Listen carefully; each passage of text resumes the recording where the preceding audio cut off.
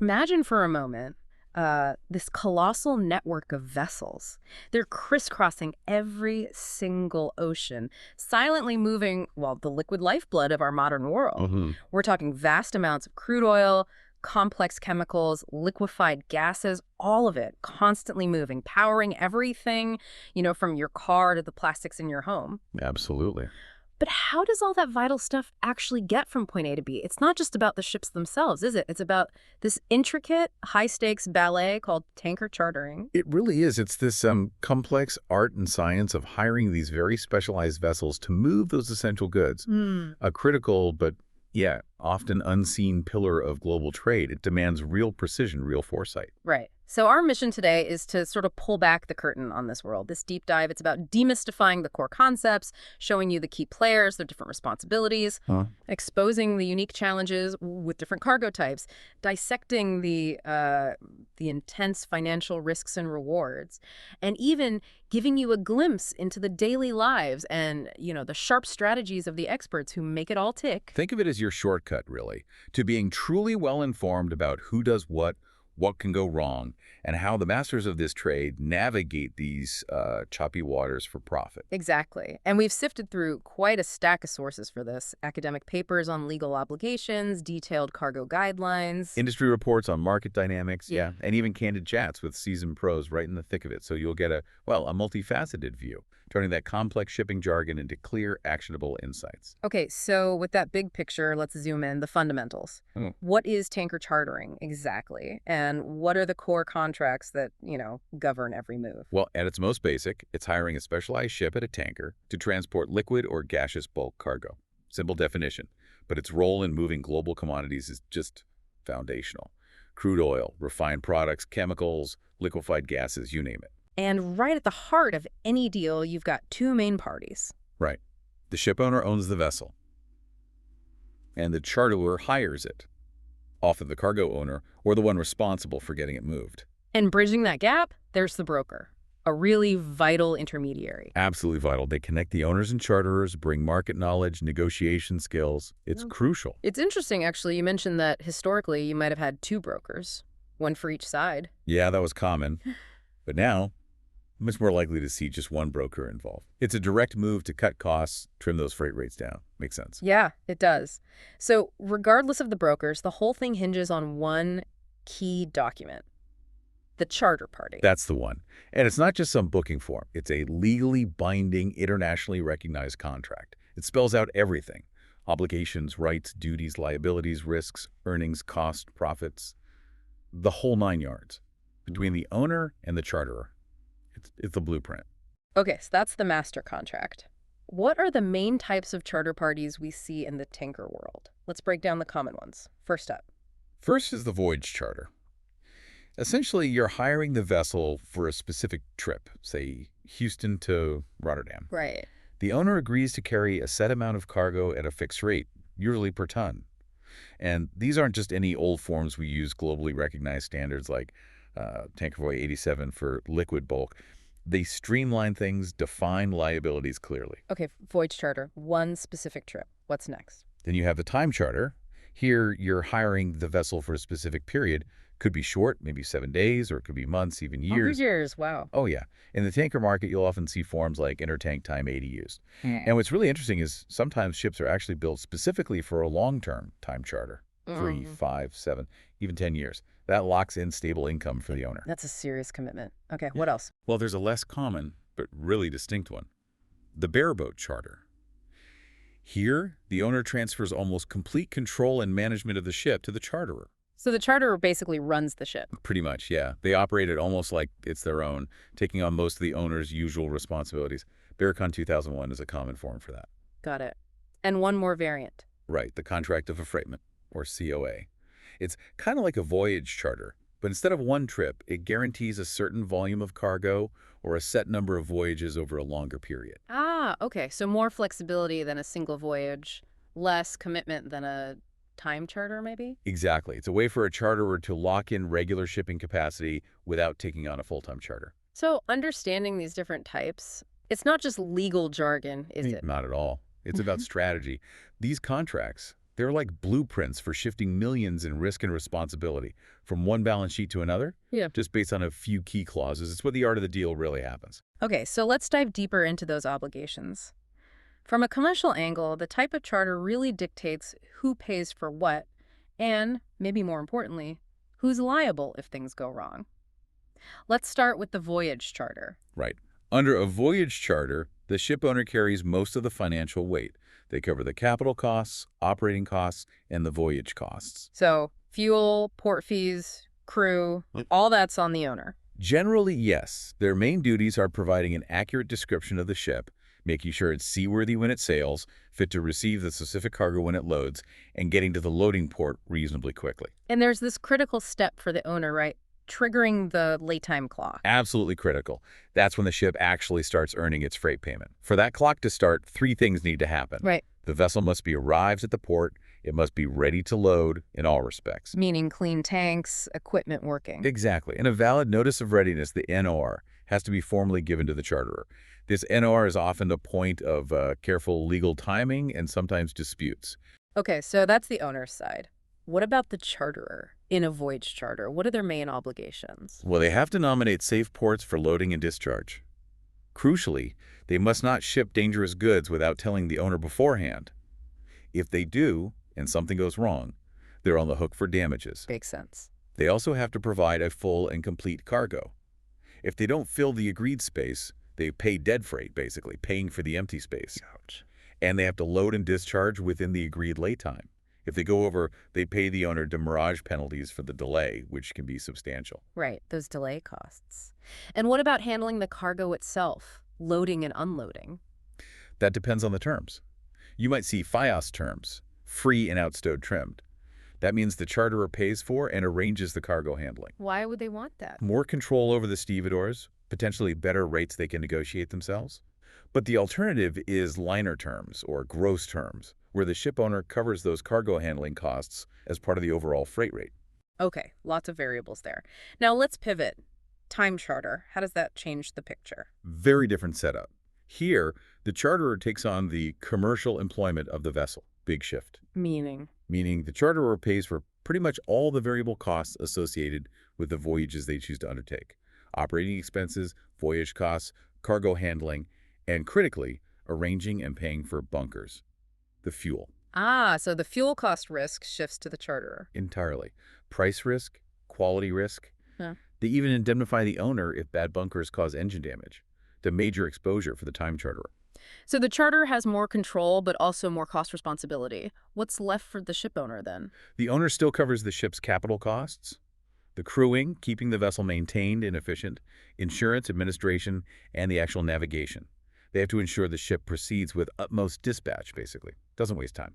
It's a shared responsibility, but the operational costs fall much more on the charterer. And you mentioned a key concept for time charters, off-hire. Yes, hugely important for the charterer.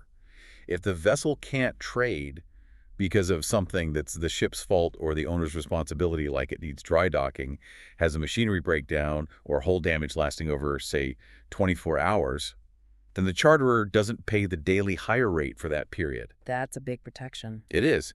It can save charterers a fortune and gives owners a strong incentive to fix problems quickly. And finally, just to round it out, the bareboat charter. That's the full transfer we touched on. The charterer takes on almost everything: maintenance, manning, equipment, insurance, admin, navigation, all operating costs. They're even directly liable to the cargo owner because they issue their own bills of lading. It's like a long-term lease where they effectively become the operator. So the takeaway here is really that the type of charter isn't just semantics. It fundamentally dictates who holds the purse strings and who shoulders the risk for almost everything that happens on that voyage. Absolutely. It's a fundamental strategic decision with potentially multi-million-dollar consequences riding on which type you choose and how you negotiate the specifics. Okay, so beyond the contracts and costs, the cargo itself adds a whole other layer of complexity, doesn't it? Especially with liquids. Oh, massively. You mentioned over 5,000 different chemical products and grades. High purity is often absolutely critical for these. Even the tiniest bit of contamination can just destroy the value. So for hazardous chemical cargoes, what does that mean in practice? It means the preloading phase is incredibly important. Meticulous tank cleaning is paramount. often because the last cargo might be totally incompatible with the next one. Right. You need pre-loading surveys, visual checks, and these rigorous wall wash tests where they actually test samples wiped from the tank walls to make sure there's zero residue. Even things you might not think of, like epoxy tank coatings, can actually absorb solvents from a previous cargo, or residual water can ruin a high-purity chemical. And each chemical seems to have its own personality, its own quirks. They really do. Take monoethylene glycol, MEG. It's hygroscopic, sucks up water like a sponge, and it's incredibly sensitive to UVT, ultraviolet transmission. Just a few parts per million of aromatic contaminants can make the whole batch off-spec. Useless. Wow. What else? Well, styrene monomer, SM, highly reactive. It's an inhibited monomeric cargo, meaning it has chemicals added to stop it reacting. But if conditions aren't right, it can self-polymerize. Meaning it turns solid. Essentially, yes. It generates a lot of heat and forms this hard, plastic-like stuff that's a nightmare and very expensive to get out of tanks. The inhibitor is dissolved oxygen, so you have to carefully manage the inert gas atmosphere in the tank to keep just the right tiny amount of oxygen present. It's tricky. Sounds dangerous. Any others? Phenol. Prone to discoloration, turns yellow or pink if it gets too warm or exposed to air or sunlight. Needs cool, dark storage. Acetone is a strong solvent. It can soften standard epoxy tank coating, so you really need stainless steel tanks for that. So general risk across the board for chemicals are instability, temperature control being critical. Exactly. High temps speed up reactions. Yeah. Some cargoes, like isoprene, actually need cooling during the voyage.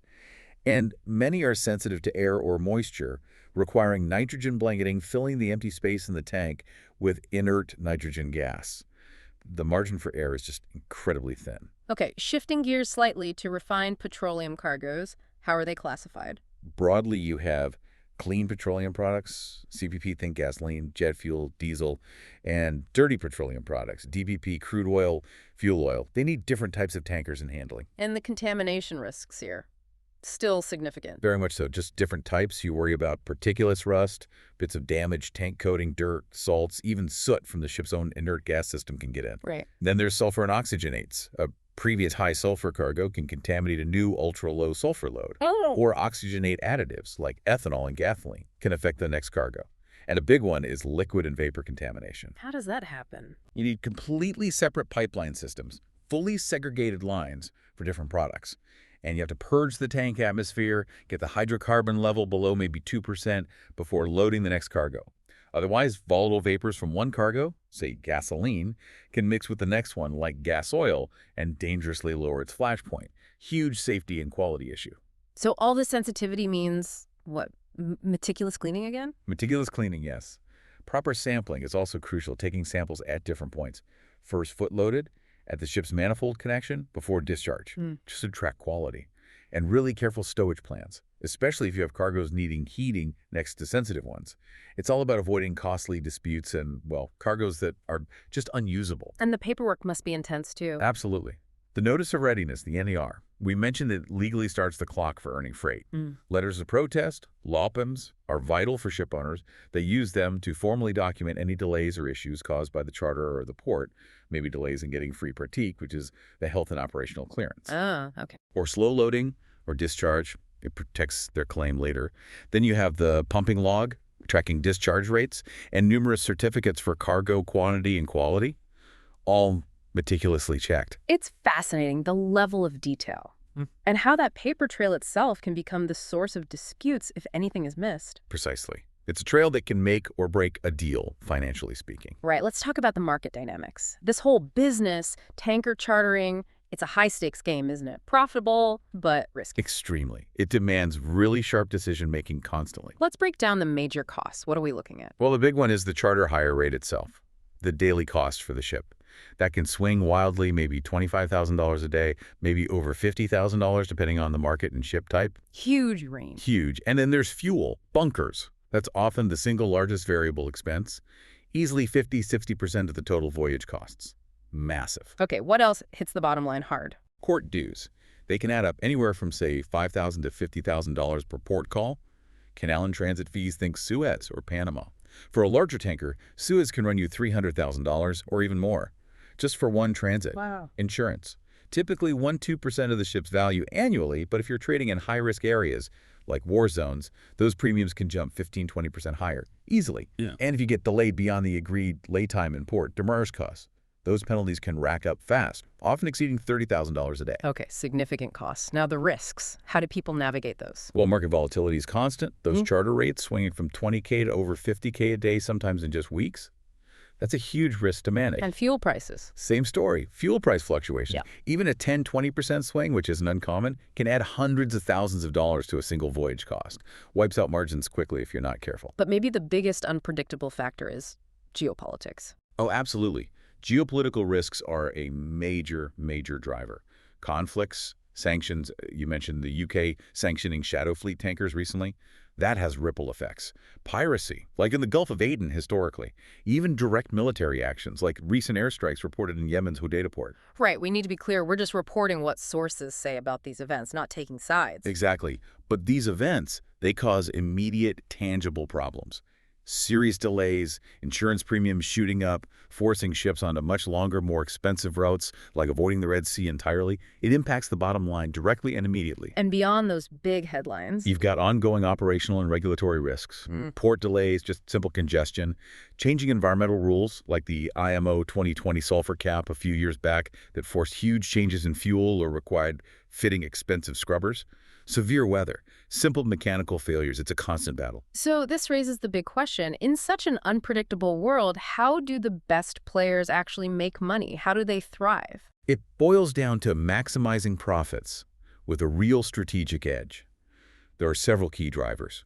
One is spot market opportunism. Meaning catching the market at a low point. Exactly. If the market rate is, say, $40,000 a day, Right. but you manage to fix a ship at $30,000 on a 30-day voyage, that's $300,000 saved right there. Huge difference. Makes sense. What else? Fuel efficiency. This is massive now. Investing in modern, eco-friendly tankers, you could save maybe $12,000 a day in fuel compared to an older ship on a similar 30-day trip. That adds up incredibly fast. Technology must play a role too. Definitely. Voyage optimization using advanced weather routing and navigation software cuts down time and fuel. Hedging is crucial too, using financial tools like freight forward agreements, FFAs. How do they work? They let you lock in a future freight rate today. So if you think rates are going up, you buy an FFA. If you think they'll fall, you sell. It protects you against that volatility we talked about. Also, simple fleet utilization, keeping your ships busy, minimizing idle days. Diversifying the types of cargo you carry helps fill ships year-round. And securing long-term contracts provides stock market crashes. Any sort of insider tips from the pros? Yeah, the advice you hear is often, try to negotiate charters during the off-season when rates might be lower. Prioritize investment in fuel-efficient ships. Know when to play the spot market spikes. Use technology for planning. Diversify your cargo mix. Balance spot exposure with long-term contracts. Hedge with FFAs. Monitor geopolitics constantly. Maximize how much cargo you load safely. Look for tax incentives. And increasingly, use data analytics to make smarter decisions. It's fascinating, isn't it? This blend of really traditional maritime know-how with cutting-edge finance and tech, all just to stay ahead in this incredibly volatile environment. It's exactly that blend. You need both to succeed today. So we've covered contracts, cargo, markets, but the human element is huge here too, right? Let's talk about the broker. Absolutely critical. The broker is still that central figure connecting owners and charterers, especially because the market is so fragmented. Thousands of tanker companies out there, many quite small or specialized. And their role is more than just matchmaking. Oh, much more. They're gathering market intelligence constantly, finding the right ship, not just the cheapest, but considering its quality, safety record, what cargoes it carried last, the owner's reputation. And they're negotiating all those intricate charter party terms. They're really the market's eyes and ears and negotiators. Yeah, I heard a great story recently that really shows that relationship management side. A pro was telling me about a client who got furious after a deal collapsed. Told the broker, blacklist that owner for life. Uh-oh. Yeah. But an hour later, the client calls back, having found the cargo elsewhere, and says, can you get me that original ship back? The broker's like, are you kidding? I told him you'd never work with him again. And the client says, you're supposed to filter what I say. Huh. Classic. Exactly. Of course, the broker hadn't actually relayed the blacklisted for life message. They understood the heat of the moment, smoothed it over, got the ship back, saved the deal. It just shows how vital they are in managing those sometimes volatile communications. That's a perfect illustration. That's why even the big trading houses, the ones with their own shipping departments, still use brokers for that extra layer of expertise, access to niche info you won't find publicly. And, yeah, the ability to float those unofficial hints during talks without the main parties burning bridges directly. Okay, now let's flip to the charterer's perspective, especially the in-house folks. Their role has changed quite a bit, too. Big time. They evolved from just executing freight deals to becoming almost freight traders. One key skill they have is being a kind of translator. They take the charterer's basic need, which is usually about moving cargo for a certain cost, expressed in US dollars per ton, and they have to translate that into the ship owner's language, which is all about daily earnings, the time charter equivalent, or TCE. They need to understand what daily rate the owner needs to cover costs and make a profit. So it's more than just finding the lowest price per ton. Much more. They're actively taking positions in the market. They're hedging using FFAs and COAs to manage their freight cost exposure. They often manage their own profit and loss, their P&L book, just like a commodity trader does. So strategic decision-making is key. Crucial. They look way beyond just the cheapest rate. Ship quality, the safety of the proposed route, the last few cargoes the ship carried because of those contamination risks we discussed, even how flexible the owner might be if plans change. Yeah. And they're strategically timing when to enter the market, when to hold back. So what's the daily life like for someone in chartering, a broker or an in-house charter? Huh. Well, there's really no typical day. The market shifts constantly, by the minute sometimes. So you're constantly monitoring news feeds, global events, supply, demand. Sounds intense. It is. It's an emotional roller coaster, too. You might fix a really great deal in the morning, feel on top of the world, and then miss out on another critical cargo in the afternoon. It's demanding, it's relentless, but it's also incredibly exhilarating when things go right. What kind of skills do you need? Strong social skills are paramount. You're dealing with people all over the world, different cultures, different time zones, often under pressure. You need a real entrepreneurial mindset.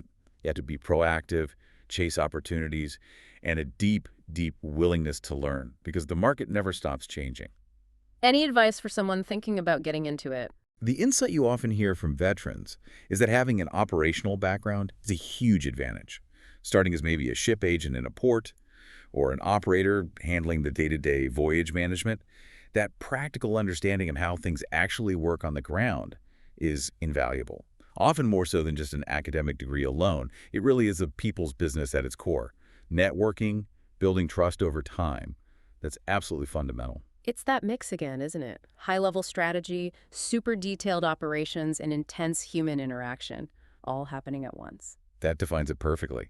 It's a career where your phone is basically always on, and the pulse of the global market dictates your every move. Okay, so we've really journeyed deep into the world of tanker chartering today. We certainly have. And I think we've seen how those charter parties, those contracts, aren't just paper. They're the foundational blueprints dictating responsibility, cost, and risk in global trade. Yeah, defining those distinct roles of owners and charterers.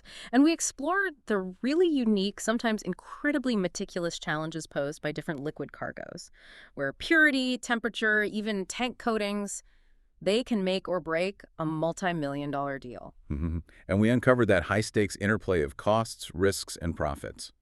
How market swings, fuel prices, and especially global events can shift fortunes almost overnight. But ultimately, it comes back to that critical human element, doesn't it? The brokers, the charters, the whole ecosystem of professionals navigating this volatile landscape. Absolutely. With this amazing blend of deep expertise, sharp intuition, and just constant vigilance. So here's a final thought to leave you with.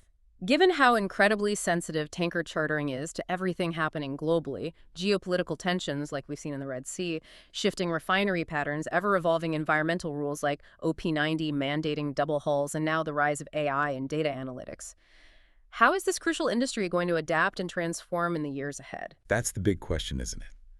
What unseen forces will keep shaping the movement of the commodities that literally power our world? And how will the people at the heart of it continue to innovate and manage the risks? We hope this deep dive gave you a unique window into that complexity, into the interconnectedness of it all, revealing maybe some of the hidden agility behind the everyday things we all rely on.